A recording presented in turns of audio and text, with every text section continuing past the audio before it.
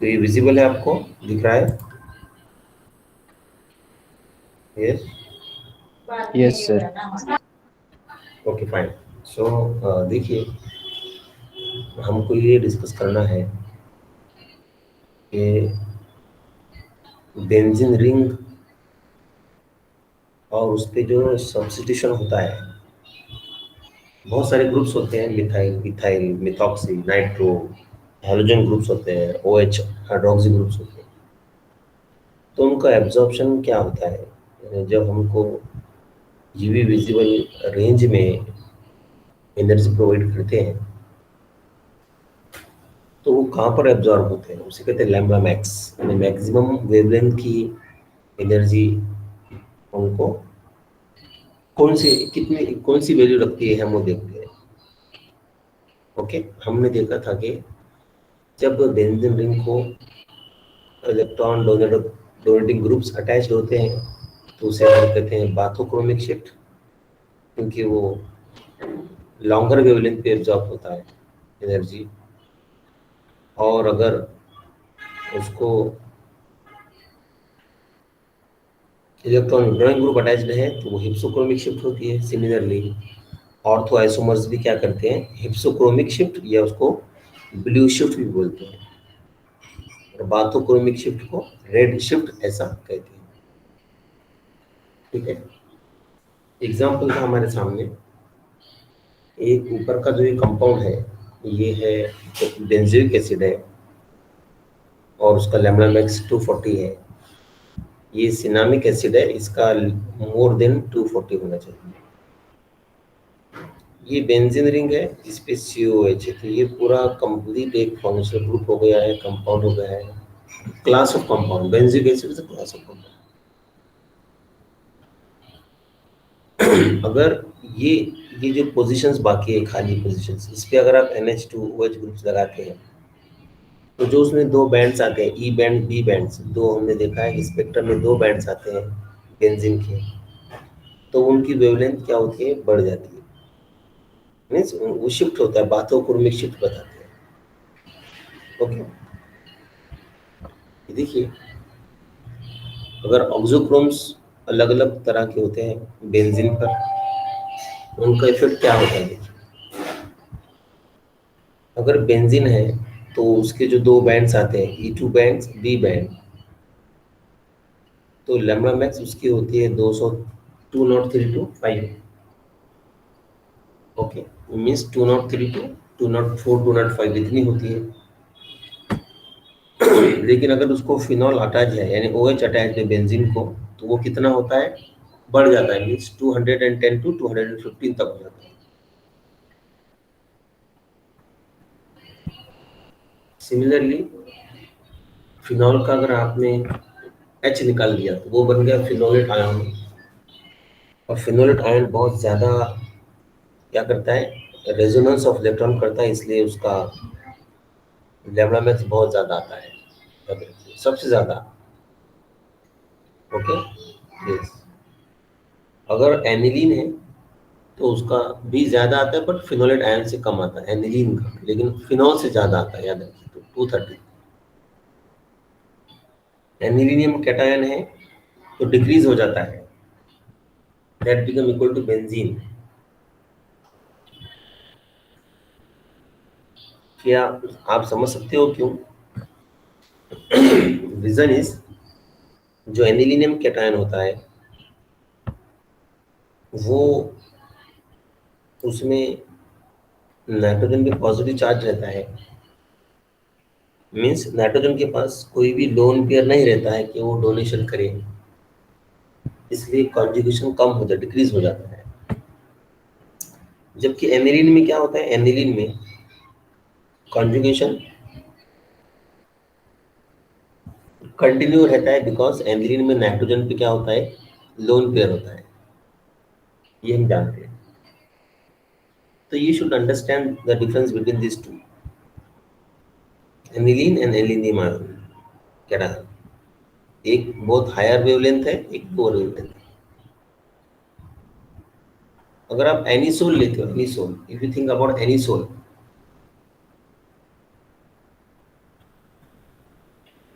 इसे कहते हैं मिथॉक्सीबेंजीन। तो उसका एब्जॉर्प्शन बहुत ज़्यादा होता है, अराउंड 217 तक जाता है। अगर आप थायोफिनॉल लेते हो, थायोफिनॉल, थायोफिनॉल की मीनिंग क्या है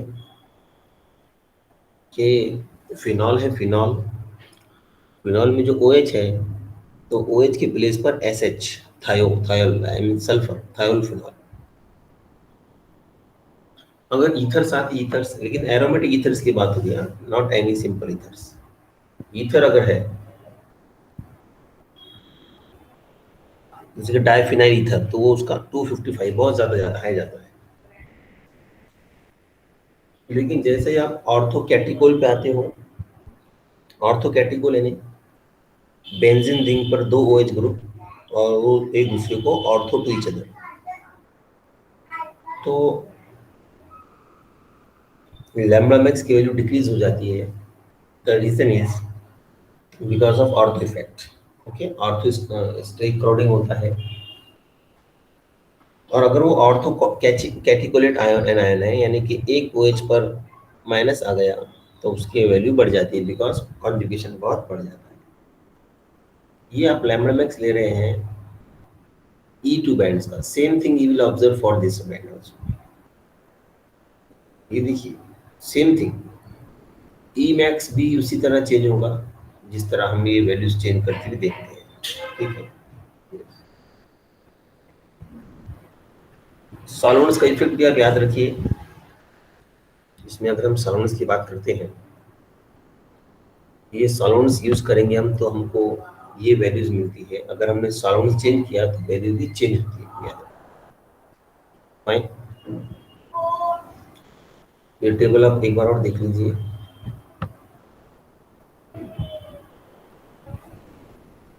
फिर हम रूल्स देखते हैं, ये रूल्स आपको याद करना है।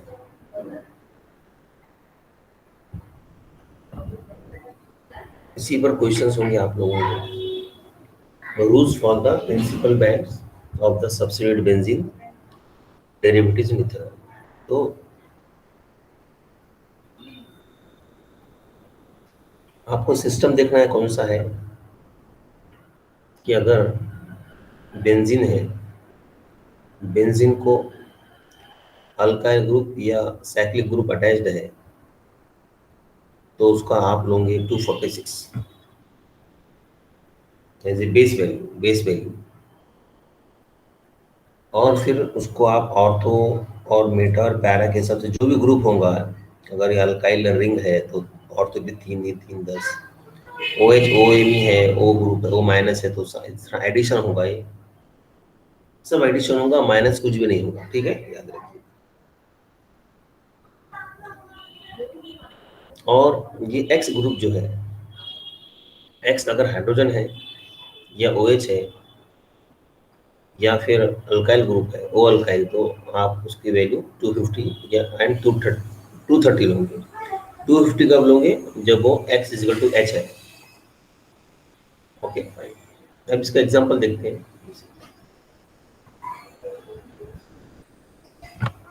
ये तो हमारा बेंजीन का एग्जांपल नहीं है, एरोमेटिक का, this is not for us, तो हम दूसरा लेते हैं, ये देख लीजिए। लेकिन ये प्रैक्टिस के लिए समझेंगे हम।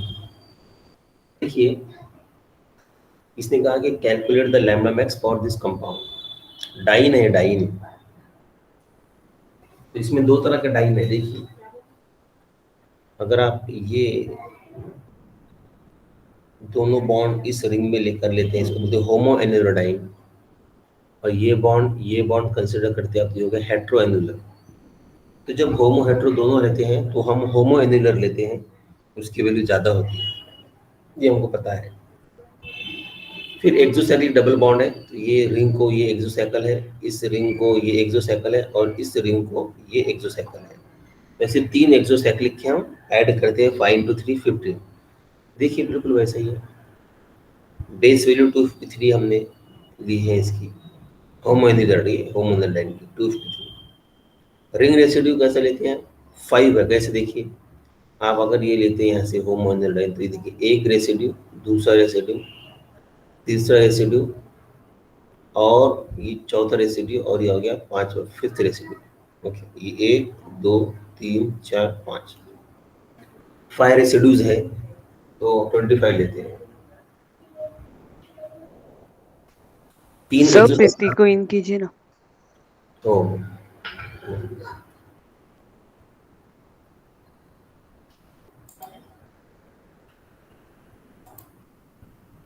But she is not there,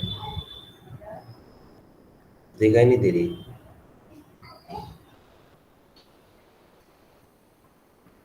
दो दिख मिक्स रही है है आपको?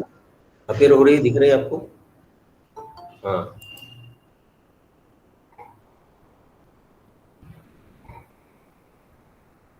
ये देखिए। तो ये प्रैक्टिस के लिए समझ सकते हैं कि बेस वैल्यू 253 है, रिंग रेसिड्यू 5 है, एक्सोसाइक्लिक डबल बॉन्ड वो 3 है, और एक कंजुगेशन बढ़ता है, एक डबल बॉन्ड इंक्रीज हुआ तो 38 करते हैं, सबका सम करने के बाद 323 आया थ्योरेटिकली, जो कि एग्जैक्टली मैच हुआ किसको? प्रैक्टिकली मैच हो गया 320। याद रखिए, ये एग्जाम्पल हमने लिया है। अगर ये कंपाउंड आता है 1,4 डायबेंजोडाइन, उसका लैम्डा मैक्स आपको कैलकुलेट करना है। तो डायबेंजोडाइन भी अगेन इट इज द, ये भी this is not again the aromatic, ये एरोमेटिक कंपाउंड नहीं है,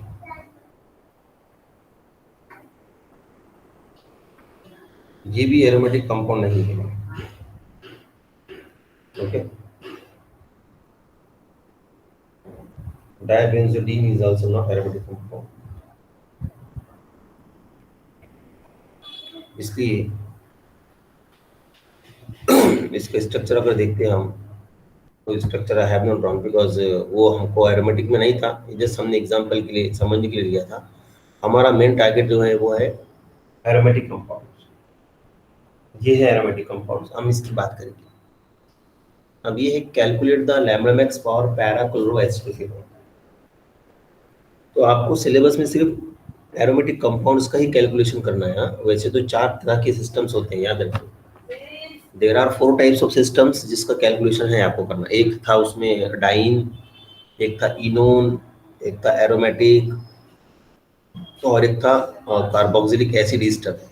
ऐसे 4 थे, ठीक है। तो लेकिन हमको क्या किया उन्होंने, for you people this year से ओनली एरोमेटिक कंपाउंड्स को लिमिटेड कर दिया है। अब आपको मालूम होना चाहिए कि पैरा क्लोरोएस्टोफिनोन का स्ट्रक्चर कैसा होता है। तो इस तरह होता है, दिखाई दे रहा है सब लोगों को? यस। अब देखिए,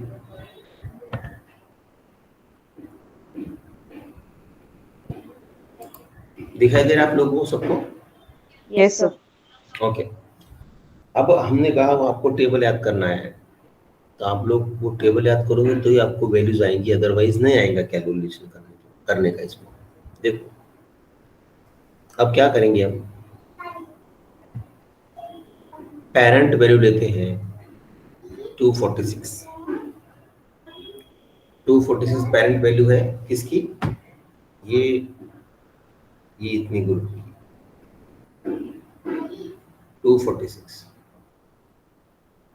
और पैरा पर क्या क्लोरीन है तो उसका 10 ऐड करते हैं तो 256 होगा लैम्डा मैक्स, इसलिए टोटल उसका 256 आया।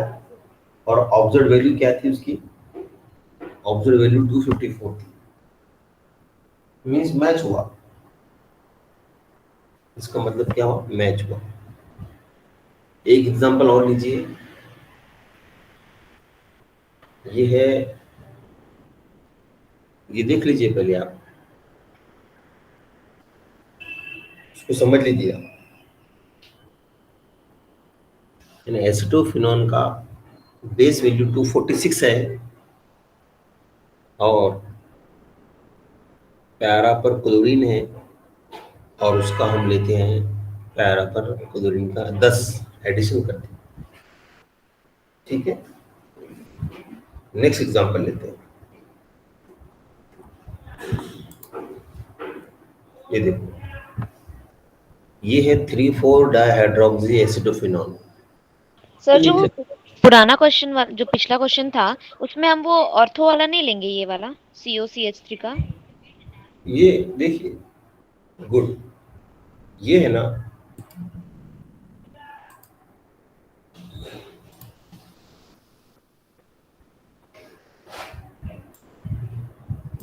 ये देखो,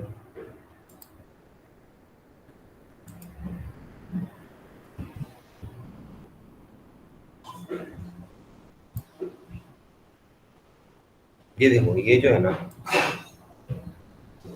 246 जो है वो इसका है, किसका, पूरे एसिडोफिनॉल का है 246 बेस वैल्यू है। ठीक है, यस सर। ये बेस वैल्यू 246 है।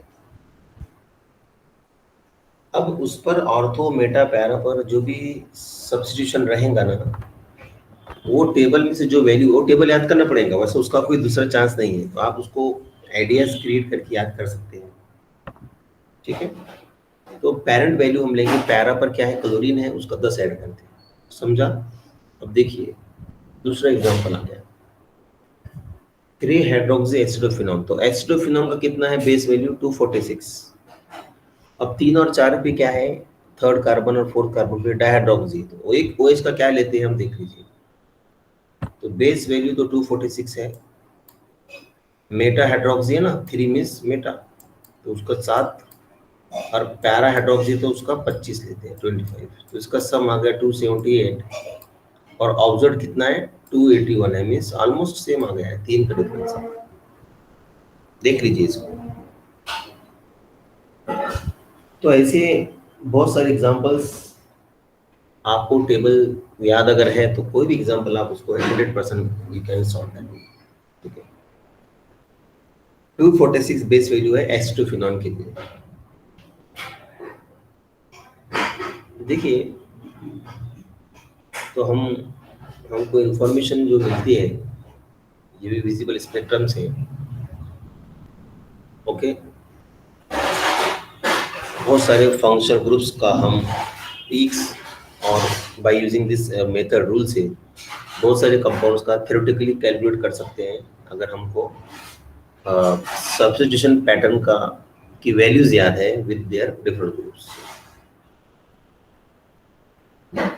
अगर हमने अभी एग्जांपल देखा कि क्रोमोफोर्स अगर रहता है कंपाउंड में, और ऑक्सोक्रोम उसको अटैच रहता है, जैसे कि एसिटोफिनॉल में हमने देखा हाइड्रोक्सी एंड क्लोरो, ये सब क्या है, ऑक्सोक्रोम्स एंड क्रोमोफोर दोनों। तो अगर एसिटोफिनॉल है, हाइड्रोक्सी एसिटोफिनॉल है, क्लोरो एसिटोफिनॉल है, 3 एग्जांपल्स हैं। तो 3 एग्जांपल्स अगर हम लेते हैं तो उनकी वैल्यूज को हम कोरिलेट करके मालूम कर सकते हैं, थ्योरेटिकली बोल रहे हैं। ओके, कि किसकी वैल्यूज लैम्बडा मैक्स वैल्यूज ज़्यादा रहेंगी और किसकी कम रहेंगी, और इंटेंसिटी उनकी क्या रहेगी। Okay fine. सिमिलरली अगर आपके पास ऑर्थोक्लोरोएसिटोफिनोन है, मेटाक्लोरोएसिटोफिनोन है, पैराक्लोरोएसिटोफिनोन है, यानी अननोन सैंपल्स हैं 3, तो तीनों का आप भी स्टडी मालूम करके उनका स्ट्रक्चर भी और शेप भी मालूम कर सकते हैं। तो many things we can derive or we can calculate or we can collect the information by using UV visible spectrum of different organic aromatic compounds. ठीक है, बाय। तो ये था UV विजिबल का, हमने एग्जांपल लिए थे अबाउट किस तरह उसको क्या, वो टेबल अगर आपको याद है तो हम उस पर और 10 एग्जांपल आप कर सकते हैं। हम वो क्वेश्चन में जब लेंगे, आप एग्जाम सेट कर रहे हैं एग्जाम पेपर, तो क्वेश्चन पेपर, तो आप उसको, आपको उसमें और आइडिया आएगा, लेकिन टेबल मस्ट है। Okay, I will share this PDF with you. हम बात करते हैं आयर स्पेक्ट्रा की। आयर स्पेक्ट्रा जो है इसका आपको 2 ही मैंने इन्फॉर्मेशन दिया है। एक तो ये कि इंपॉर्टेंट फंक्शनल ग्रुप्स की वैल्यूज लिखना है, और कौन से फैक्टर्स है जो आईआर की फ्रीक्वेंसी को अफेक्ट करते हैं वो हमको समझना है। ओके, तो इसका यूज क्या है समझते हैं पहले। What is use of IR? IR spectroscopy का यूज क्या होता है? इसका यूज सिर्फ एक और सिर्फ ये है, मैक्सिमम यूज, कि हम इससे फंक्शनल ग्रुप कौन सा है आपके कंपाउंड में प्रेजेंट, वो very easily we can find out. The reason is, जितने भी ये आईआर स्पेक्ट्रोस्कोपी का यूज क्या है, इसमें दो पार्ट होते हैं आईआर में। एक होता है फंक्शनल ग्रुप रीजन और एक होता है फिंगरप्रिंट रीजन। तो फिंगरप्रिंट रीजन का बहुत ज्यादा एप्लीकेशन है। आज हम जो देखते हैं बायोमेट्रिक जो ऑफिसेस में, इंस्टीट्यूट में होता है, वो यही है, आईआर का ही होता है। उसे कहते हैं फिंगरप्रिंट रीजन, और एक होता है biometric region, functional group region. ये दो रीजन बहुत काम के होते हैं, और आप आईआर की वैल्यू उसके बेसिस पर इजीली मालूम कर सकते हैं। अगर आपको दो कंपाउंड दिए गए, अलग अलग कंपाउंड्स, और दोनों के आईआर स्पेक्ट्रा दिए गए, तो आईआर स्पेक्ट्रा की बेसिस पर हम दोनों कंपाउंड्स को इजीली डिफरेंशिएट कर सकते हैं। ठीक है, यस। अगर दो अलग अलग स्पेक्ट्रा है, दो स्पेक्ट्रा दिए गए और उनके वैल्यूज मैच हो रही है एग्जैक्टली, इसका मतलब वो सेम कंपाउंड है। अगर मैच नहीं हो रही है तो वो कंपाउंड डिफरेंट है, जस्ट लाइक आवर फिंगरप्रिंट, वैसे ही होता है। तो आईआर का यूज क्या है? आईआर का यूज ये है कि इससे हम फंक्शनल ग्रुप मालूम कर सकते हैं, और एग्जैक्ट सब्स्टिट्यूशन पैटर्न जो होता है कंपाउंड में, वो भी मालूम कर सकते हैं फिंगरप्रिंट रीजन में। लेकिन याद रखो, ऑर्गेनिक केमिस्ट क्या करता है, only use what, the functional group reason. और ये टेबल तुम्हारे लिए बहुत इंपॉर्टेंट है। इसकी रेंज देख लो क्या है, आपको रेंज याद करना है। The range of IR is 650 centimetre inverse two, ये वेव नंबर की बात है, ये वेव नंबर में है। ओके, ये भी विजिबल वेवलेंथ में था, आईआर किस में है, वेव नंबर में है। 650 cm inverse two 4000 cm inverse, ये याद करना है। 650, ये टेबल आपको याद करना है। इसका शूट ले लो आप, you can put your status also, ताकि आपको याद हो जाए बार बार। यस, सो नाउ सी, इसमें आपको ये सुपर टेबल है, यानी आपको all things they have given, everything they have given to you है। नाउ सी, इसको डिवीजन किया गया है, 1 2 3 4 5 6 डिवीजन है, 6 division, there are 6 divisions. What I say to you, इसको भूल जाओ, no need to remember this. ये 1 2 3 4 ये 5 तो आप याद कर सकते हैं यार। इधर से जाइए, लेफ्ट राइट जाइए आप। ये टेबल क्या करता है, this aloe the identification of functional group in organic molecules, because each functional group has a vibrational frequency which appear in the narrow region of the IR region. देखो, ये about 250 200 2500 और 2500, अगर कोई पीक मिलती है आयर स्पेक्ट्रम में और वो अबाउट 2500 है, that is what, because of OH और NH और CH, because of these three, because of OH और NH और CH, अगर 2500 के ऊपर मिलती है, इसको फिर हम और दो ग्रुप में डिवाइड कर सकते हैं। इसको भी डिवाइड कर सकते हैं हम, इसको भी डिवाइड कर सकते हैं। अगर वो अबाउ 3400 है, अगर वो 3400 है, तो वो OH और NH ये आता है। OH NH मीन्स, अब NH किस में रहेगा, अमाइंस में रहेगा, प्राइमरी सेकेंडरी अमाइंस में रहेगा। और OH किस में रहेगा बोलिए, अल्कोहल, फिनॉल, कार्बोक्सिलिक एसिड। याद रखिए, अल्कोहल, फिनॉल, कार्बोक्सिलिक एसिड में OH ग्रुप रहता है। तो that will go to about 3400। उसके नीचे जो आएगा 34 के 100 के नीचे 3100 पे जो आता है, वो sp2 कार्बन का CH होता है, एरोमेटिक CH2, एरोमेटिक प्रोटॉन। ये देखो ये, और अगर 3300 है तो वो अल्काइन प्रोटॉन्स होता है, टर्मिनल CH। स्ट्रेचिंग उसको बोलते हैं। और अगर वो sp3ch है तो वो 2900 पे आता है। तो ये रेंज हम इसको डिवाइड करते हैं। सेकंड रेंज जो है वो है 2500 टू 2000। इसमें carbon carbon triple bond nitrogen, और ये कार्बन डबल, ये अलीन्स बोलते हैं ना, अलीन्स या आइसोसाइनेट, ये साइनेट का आता है। ये तो बहुत रेयर ग्रुप होते हैं, इसको जरूरत नहीं हमको। एनियो हमको समझना है कि ये दो ग्रुप्स आते हैं, C triple bond N, C triple bond N. इसी रेंज में एक और ग्रुप आता है जो कि बहुत बहुत इंटरेस्टिंग होता है, वो होता है अल्डिहाइड का CH। That is what, aldehyde का जो CH होता है वो भी इसी रेंज में आता है। इस बॉन्ड की बात, इस बॉन्ड की, अबाउट दिस बॉन्ड, हम बॉन्ड की बात करेंगे, याद रखिए। ओके, आईआर में हम बात करते हैं bond which is between the two atoms in the function group. हम आईआर में उसकी बात करते हैं, उस बॉन्ड की बात करते हैं जो कि एटम्स के बीच में होता है और वो फंक्शनल ग्रुप का पार्ट होता है। ये देखिए, ये हम किसकी बात कर रहे हैं, ये सी, हम बोलेंगे CH स्ट्रेचिंग ऑफ अल्डिहाइड, वो कहाँ आता है, वो इस रेंज में आता है, इसी रेंज में आता है, इसी रेंज में। ठीक है, उसके बाद में 2000 टू 1800 जो पीक्स आते हैं तो वो ऑर्गेनोमेट्रिक्स के होते हैं, ये हमारे काम के नहीं है अभी।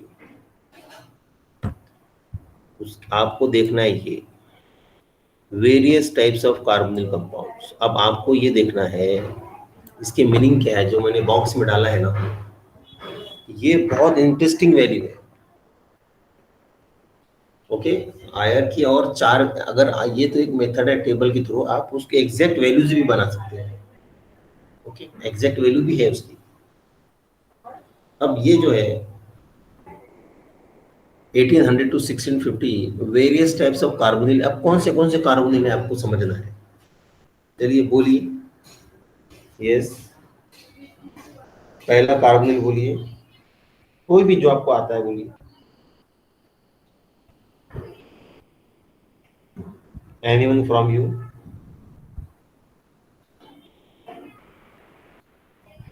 यस,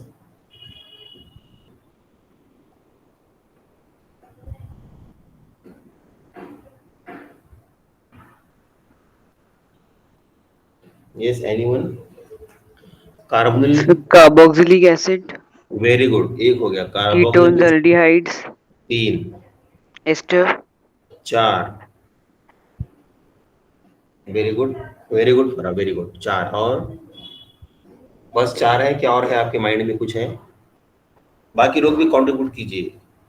अल्डिहाइड, अल्डेहाइड कहा ना फरा ने? Carbonyl sir. हाँ, तो शायद फरन एल्डेहाइड कहा है। हाँ सर, मैंने एसिड, अल्डिहाइड, कीटोन, एस्टर बताया था। हाँ, 4 हो गए। और है क्या? और है कार्बोनिल कंपाउंड? हाँ इथर, बोलो बोलो। इथर, ईथर में कार्बोनिल कहाँ रहता है? ईथर में नहीं होता है। ईथर में कार्बोनिल नहीं होता है। अभी किसने आंसर दिया ईथर बोल के? ताबिश ने? गुफरान था सर, लिफ्ट हो गया। ओ, बेसिक बहुत जरूरी है ना, ये फंक्शनल ग्रुप आपको आना चाहिए।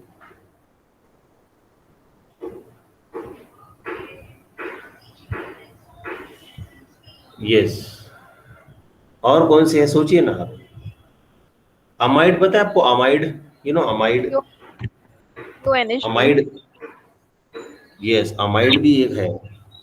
5 हो गए। और है क्या फंक्शनल ग्रुप जिसमें कार्बोनिल रहता है? चलिए टोटल COCH3, वो कीटोन कहा ना उन्होंने, फरा ने कहा ना कीटोन ऑलरेडी।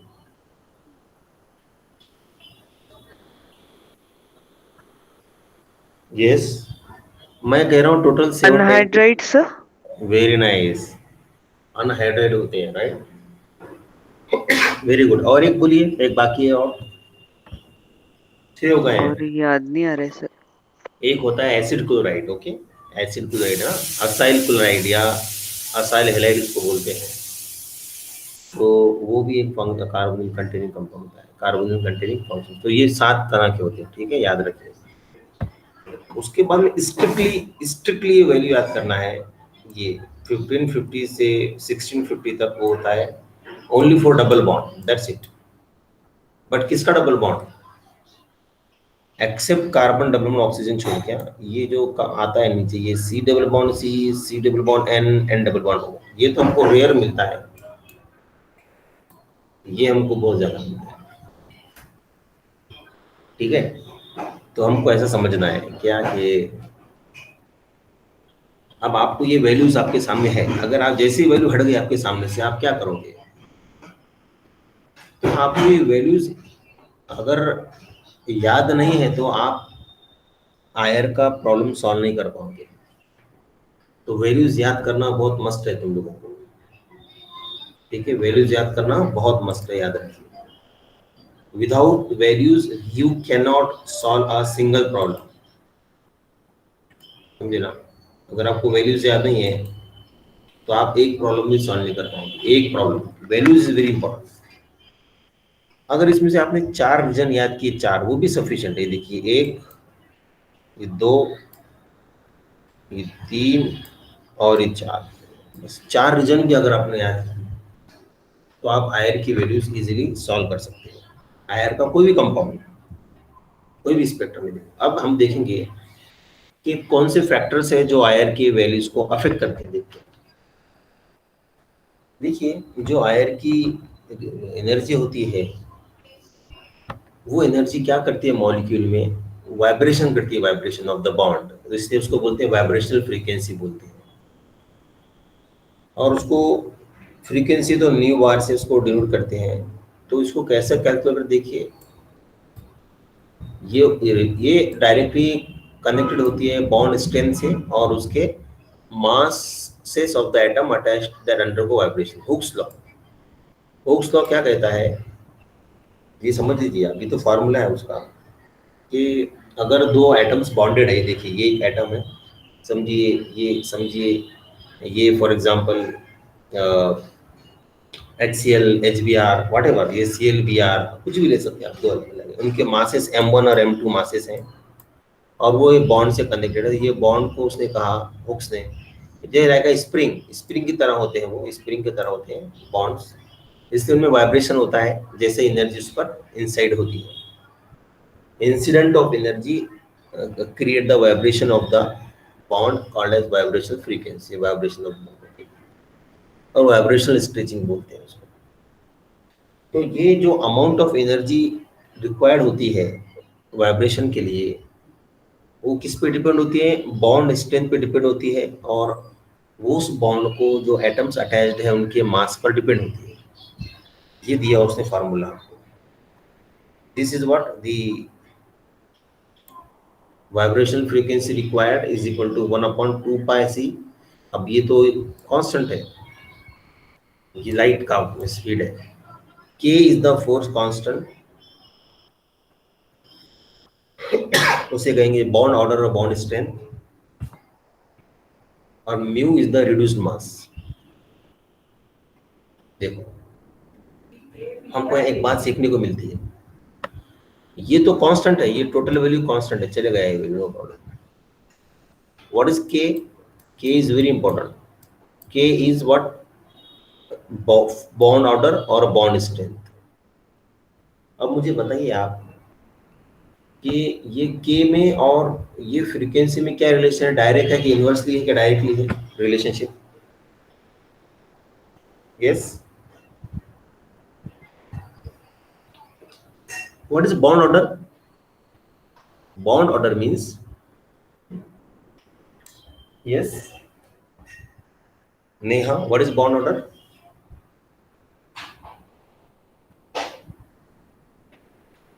Number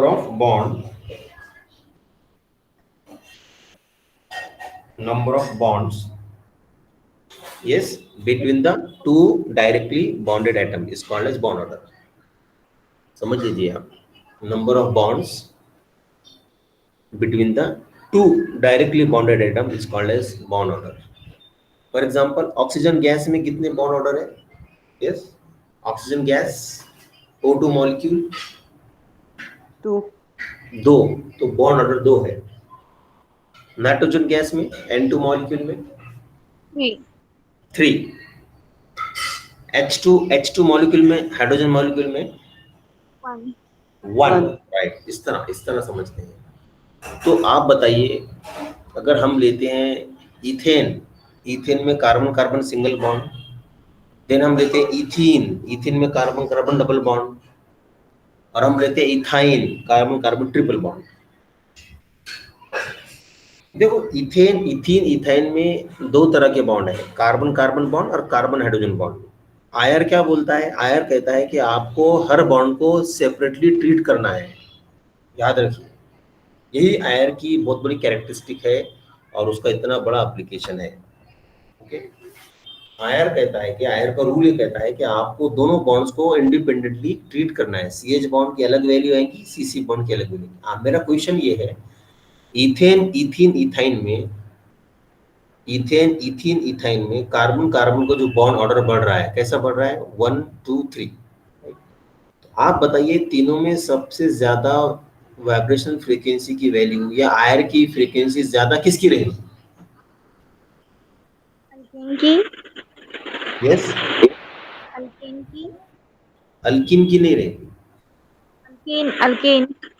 अल्किन की भी नहीं रहेगी, अल्काइन की रहेगी. क्यों? क्योंकि ये फार्मूला वही कह रहा है, हुक्स लॉ क्या कहता है? ये जो वाइब्रेशन फ्रीक्वेंसी जिसको हम आयर फ्रीक्वेंसी बोल रहे हैं, डायरेक्टली प्रोपोर्शनल टू के क्या है? के is what? bond order. Bond order. तो आप बताइए, इथाइन में बॉन्ड ऑर्डर सबसे ज्यादा किसका है? कार्बन का बॉन्ड ऑर्डर किस में ज्यादा है?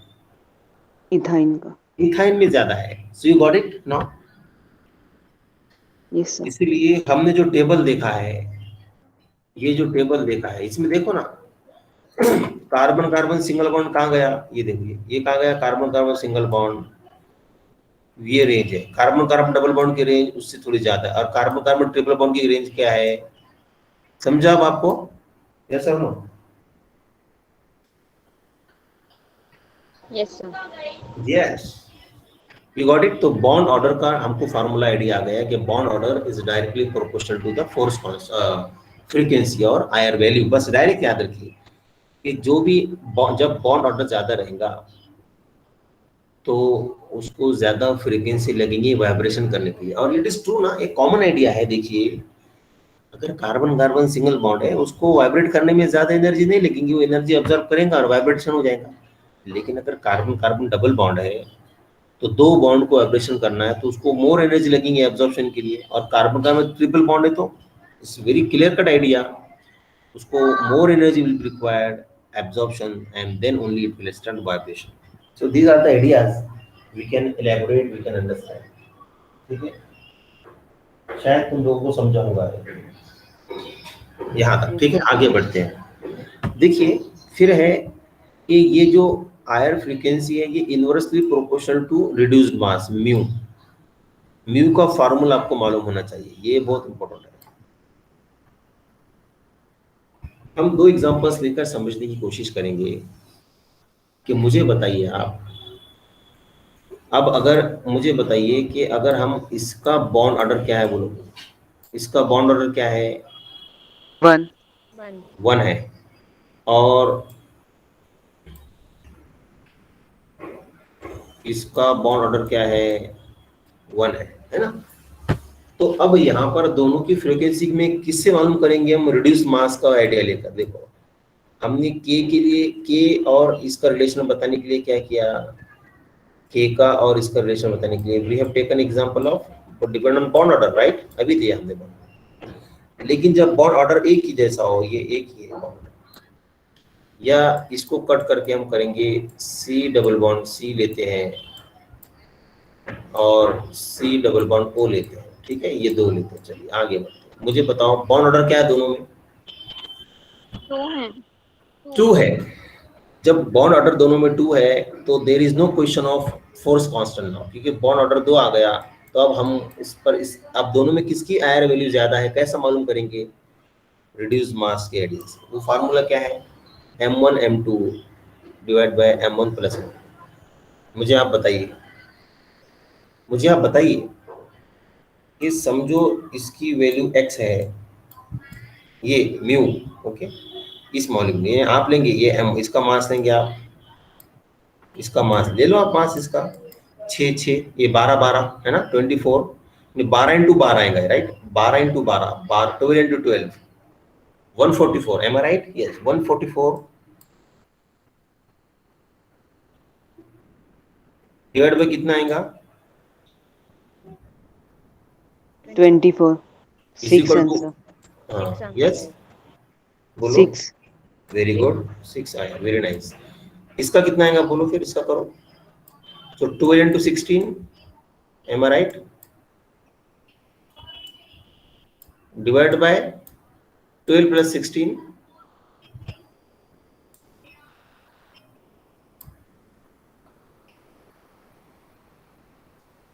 इसका कितना आएगा? निकालिए।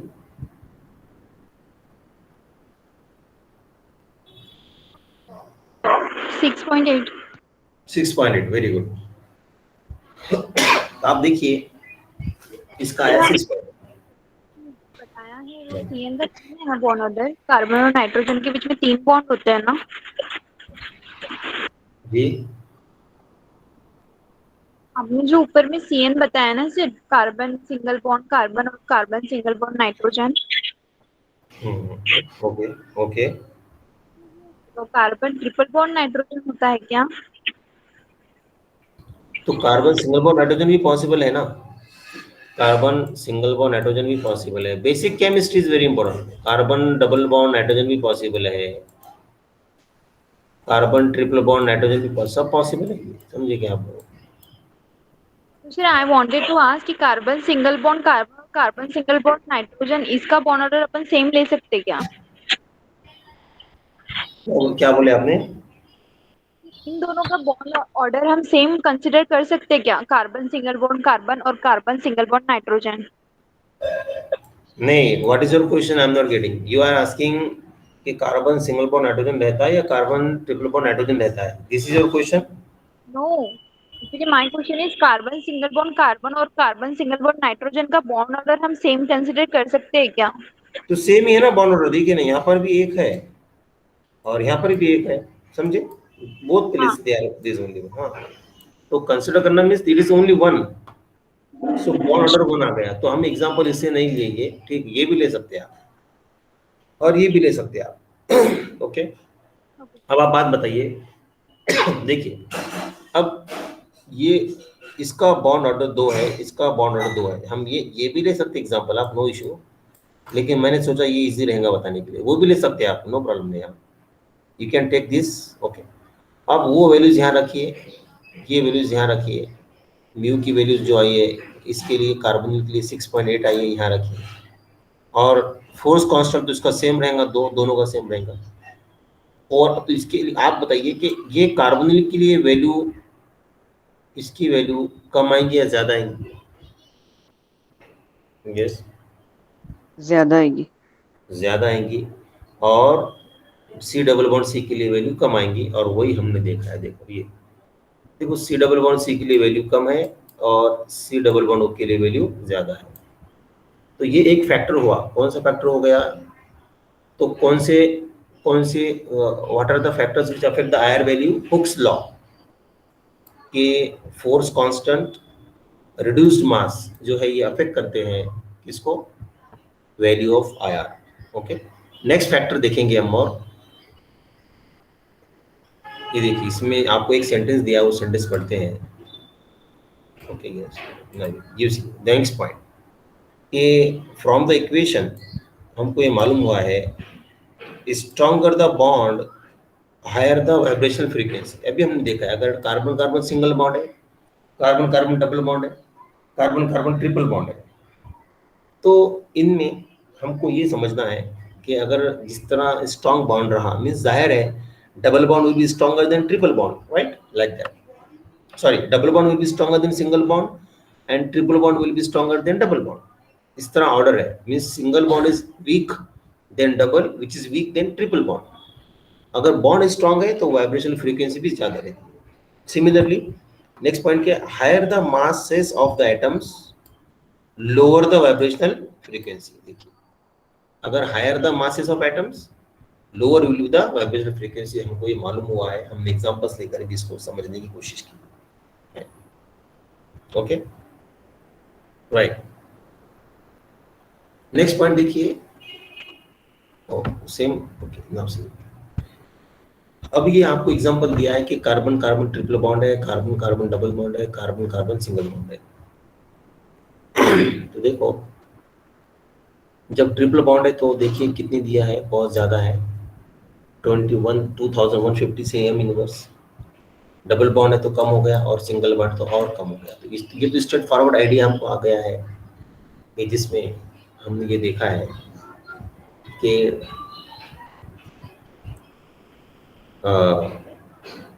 अगर जिस तरह हमने देखा है कि अगर बॉन्ड ऑर्डर डिक्रीज होता है तो फ्रीक्वेंसी भी डिक्रीज होती है, बॉन्ड ऑर्डर बढ़ता है तो फ्रीक्वेंसी भी बढ़ती है.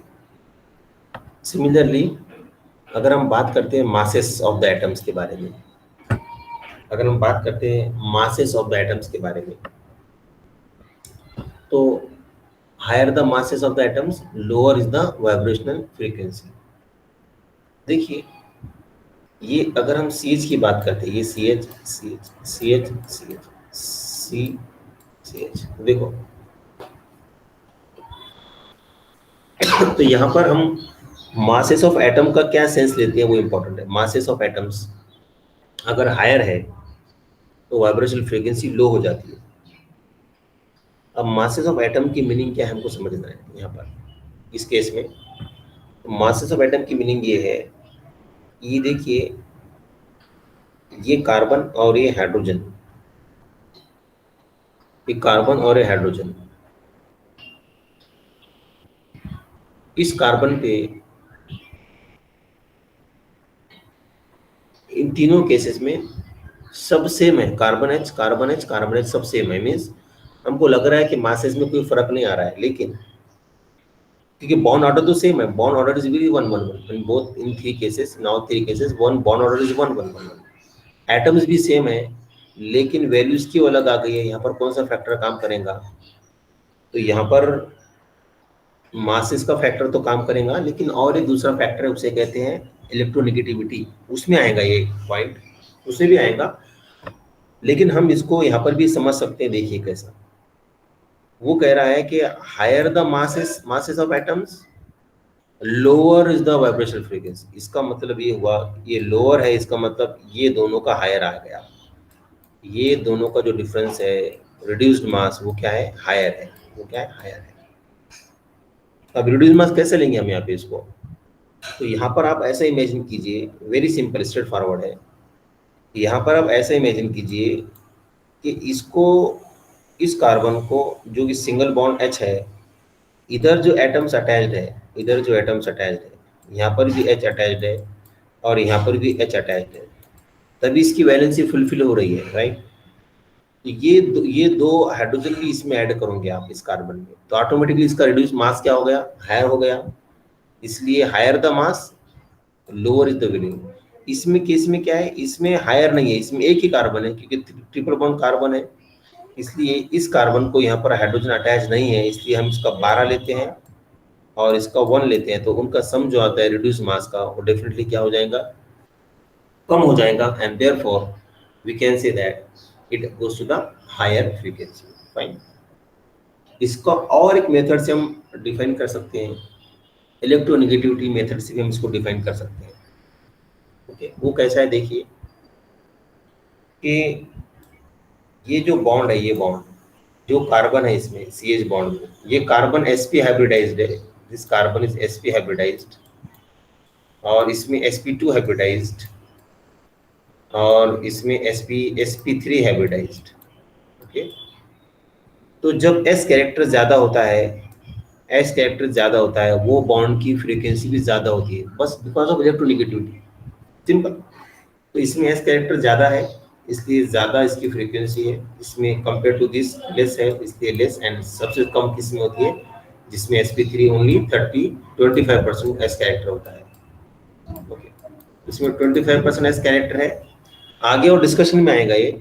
इसमें 25% एस कैरेक्टर है क्योंकि sp3 हाइब्रिडाइज्ड है इसलिए इसमें इलेक्ट्रोनेगेटिविटी कम है इसलिए लोअर वैल्यू है। और इसमें जिसमें sp कार्ब हाइब्रिडाइज्ड कार्बन है इसमें 50% एस कैरेक्टर है इस कार्बन के पास, means highly electronegative, therefore its value is also goes to the high frequency. Okay, yes, ये देखिए यहाँ पर हम एग्जांपल समझ सकते हैं कि carbon hydrogen bond, carbon carbon bond, carbon oxygen bond, carbon CCl bond CCl। अब इसकी आप ये यहाँ पर ये भी यूज कर सकते हैं, masses of atoms and lower the, देखो ये 3000 है, CH बॉन्ड है, CH बॉन्ड और CC बॉन्ड, दोनों को कंपेयर करो आप। तो इसका रिड्यूस मास अगर निकालते हैं हम तो CH का डायरेक्ट देखो आप, यहाँ पर 12 है, ये 1 है, 13 हो गया, ये 12 12 24, यानी इसका ज्यादा मास हो गया। Higher the masses lower the frequency, देखो तो higher the masses lower the frequency, उल्टा कर सकते हैं, lower the masses higher the frequency, very simple. Similarly ये देखो इसमें दोनों में कॉमन क्या है, कार्बन कार्बन कॉमन है, कट कर दो, इधर ऑक्सीजन है इधर क्लोरीन है, किसका मास ज्यादा है, क्लोरीन का ज्यादा है, higher the masses lower the frequency, higher the masses lower the frequency. Similarly ये देखो यहाँ पे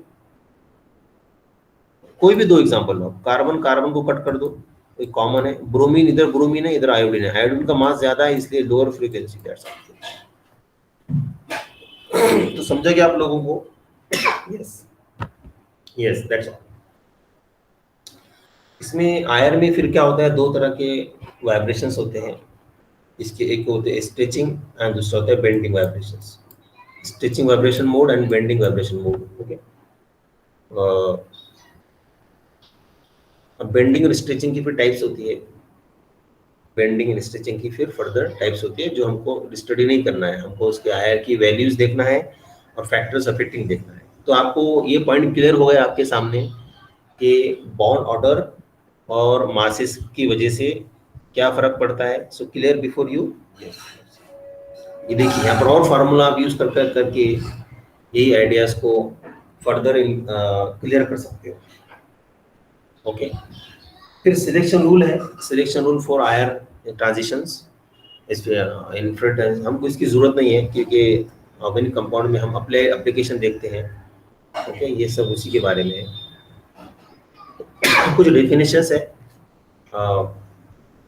कुछ इसमें बैंड्स मिलते हैं आयर स्पेक्ट्रम में, कभी कभी कॉम्प्लेक्स स्पेक्ट्रम मिलता है। तो 4 तरह के बैंड्स मिलते हैं, overtone band, Fermi resonance, okay, combination bands, difference band, ऐसे 4 बैंड्स मिलते हैं आयर स्पेक्ट्रम में। ओवरटोन्स, फर्मी, बहुत सारे बैंड्स मिलते हैं। ये थियोरेटिकल है, हमको एप्लीकेशन देखना है आयर स्पेक्ट्रोस्कोपी का। देखिए इस स्लाइड में आपको मालूम होगा कि हम आयर का प्रोसीजर कैसा करते हैं। अगर आपको आयर फ्रीक्वेंसी मालूम करना है, इनफैक्ट हमारे कॉलेज में भी आयर इंस्ट्रूमेंट है, उसको रिसर्च के टाइम में यूज करते हैं। अभी तो रिसर्च 2 साल से हम नहीं कर रहे हैं क्योंकि बिकॉज ऑफ दिस कोरोना। तो आयर आप जब भी कॉलेज आओगे तो आप आयर देख सकते हो, आयर इंस्ट्रूमेंट देख सकते हैं आप। देखिए तो क्या होता है, अगर आपका कंपाउंड सॉलिड है तो उसको केबीआर के साथ में या NaCl के साथ में मिक्स करते हैं। ओके, और उसके क्या बनाते हैं, टैबलेट्स बनाते हैं। टैबलेट्स बना करके उसको पैलेट्स या टैबलेट्स, केबीआर टैबलेट्स बोलते हैं। या नुजुल ये ऑयल है, नुजोल ये भी यूज करते हैं, लेकिन ये प्यूरिफाइड नहीं होता है, हाइड्रोकार्बन का होता है वो, इसलिए नुजोल को अवॉइड करते हैं। बिकॉज उसका रीजन ये है कि जो फिंगरप्रिंट रीजन होता है ना, उसमें हाइड्रोकार्बन की पीक्स आते हैं, इसलिए ओवर रैपिंग ऑफ पीक होता है, इसलिए जनरली केबीआर पैलेट यूज करते हैं। कि केबीआर क्या है, ये इनऑर्गेनिक कंपाउंड है तो इतना अफेक्ट नहीं करता है। कभी कभी CCl4, CHCl3 इसके भी सॉल्यूशन यूज करके आयर स्पेक्ट्रम की स्टडी कर सकते हैं। ठीक है, देखिए आपके सामने एक आयर स्पेक्ट्रम है, यही ट्रू स्पेक्ट्रम ऐसे ही आता है। देखिए ये ट्रू स्पेक्ट्रम है। ये स्पेक्ट्रम अगर आपको 5-6 स्पेक्ट्रम आपने स्टडी किया तो आपको आइडिया आ जाएगा कि how we can understand the idea. Now see ये ऐसा आपको सब नहीं याद करना है, याद करो आपको क्या करना है, सुनिए, आपको 1400 के ऊपर देखना है, बस इधर छोड़ देना है सब। ये फिंगरप्रिंट है। देखो हमको पता है कि कार्बन कार्बन डबल बॉन्ड कहाँ आता है, 1550 से 1650 ये आ गया। देखो ये दिख रहा है पीक, ये और ये किसके पीक्स है, ये कार्बन कार्बन डबल बॉन्ड की, ये एरोमेटिक की, समझो। उसके बाद में हमने देखा था कि 1650 टू 1800 के बीच में क्या आता है, वो आता है कार्बोनिल स्टेजिंग। देखिए कितना जबरदस्त पीक आया है, तो वो है ये कार्बोनिल का पीक, ईस्टर का कार्बोनिल। ऐसे ही आइडेंटिफिकेशन रहता है, अगर आपको वैल्यूज याद है तो ही आप ये कर सकते हो, otherwise you can not do this. Clearly I am telling you, अगर आप लोगों को वैल्यूज याद है तभी आप ये कर सकते हो, otherwise you can not do this. ठीक है, अब इसमें CH स्ट्रेचिंग देखते हैं। देखो ये भी CH है और ये भी CH है, लेकिन ये sp3 का CH है ये वाला, और ये sp2 का CH है, मीन्स ये एरोमेटिक CH। हमको पता है कि एरोमेटिक जो CH होता है वो हायर वैल्यू पे जाता है, यू सी है, और जो एलिफेटिक CH है वो लोअर वैल्यू पे आता है। बट सबके वैल्यूज क्या है, अराउंड 2900 होती है। हमने कहा आपसे 2900 होता है sp3 का, उसमें 150 ऐड करो, यानी 3050 पे होता है sp2 का, उसमें और 100 ऐड करो या 150 ऐड करो, तो अराउंड 3300 पे क्या होता है, sp का CH होता है, मीन्स टर्मिनल अल्काइंस का होता है। तो एक स्पेक्ट्रम से आप ये मालूम कर सकते हो, अगर आपको वैल्यूज याद है, थ्योरेटिकल वैल्यूज, क्रूड वैल्यूज याद है, तो आप मालूम कर सकते हो कि वो उसमें कौन से फंक्शनल ग्रुप होते हैं। याद रखिए आईआर से पूरा स्ट्रक्चर मालूम नहीं कर सकते हैं, रिमेंबर दिस पॉइंट। आईआर से पूरा स्ट्रक्चर हम मालूम नहीं कर सकते हैं। IR can be used only and only to deduce the, to find out the, to extract the what, the functional group in the present in the compound. कौन सा फंक्शनल ग्रुप है हम सिर्फ वही मालूम कर सकते हैं, हम दूसरा कुछ मालूम नहीं कर सकते। ठीक है, ये बात याद रखिए। फाइन, सो ये था आईआर के बारे में आइडिया। इसका और एक लेक्चर लेंगे हम, बिकॉज अभी एक और नेक्स्ट लेक्चर हमको लगेगा, ताकि हम इसके बारे में फर्दर आइडियाज दे सकें। ठीक है, okay, so tomorrow we will go for again, कुछ डिटेल लेंगे इसके बारे में, कुछ प्रॉब्लम्स है, क्वेश्चंस है, वो लेंगे आईआर के बेसिस पर। तो फिर आपका आईआर भी हो जाएगा। और यूवी विजिबल के हमने 2-3 एग्जांपल्स दिए हैं, वो सफिशिएंट है। अगर आपको जब तक टेबल याद नहीं होगा तब तक तुम लोगों को समझ में नहीं आएगा। टेबल याद करना बहुत ज़रूरी है।